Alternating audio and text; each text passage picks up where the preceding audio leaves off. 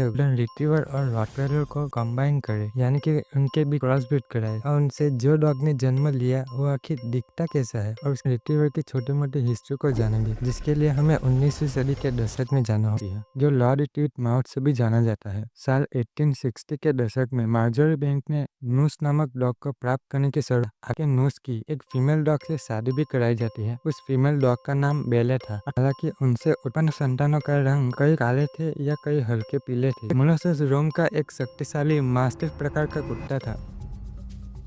यह है golden retriever, जो आप सभी ने इंटरनेट पर कहीं ना कहीं देखा ही होगा।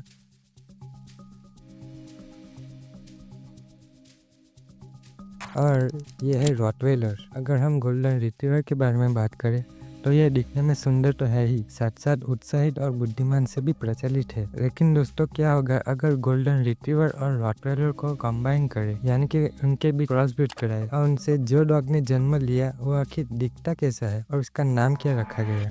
तो हमें इसके पहले गोल्डन रिट्रीवर की छोटी मोटी हिस्ट्री को जानेंगे, जिसके लिए हमें 19वीं सदी के दशक में जाना होगा।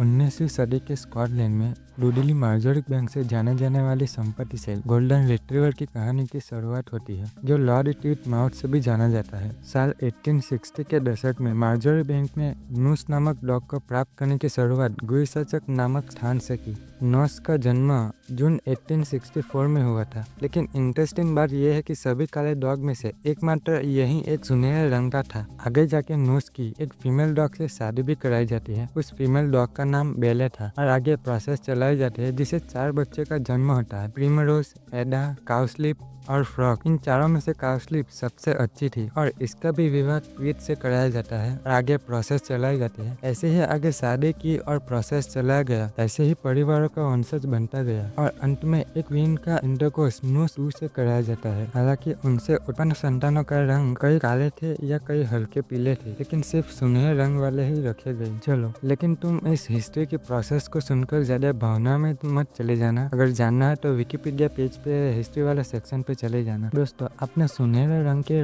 गोल्डन रिट्रीवर को जान लिया, लेकिन दूसरी तरफ काले रंग का रॉटवेलर है। इस आर्टिकल में बताया जाता है कि रॉटवेलर की उत्पत्ति उतनी स्पष्ट नहीं है। कहा जाता है कि ये मोलोसस की वंशज थी। मोलोसस रोम का एक शक्तिशाली मास्टिफ प्रकार का कुत्ता था और इसका उपयोग मवेशियों को चराने के लिए किया जाता था।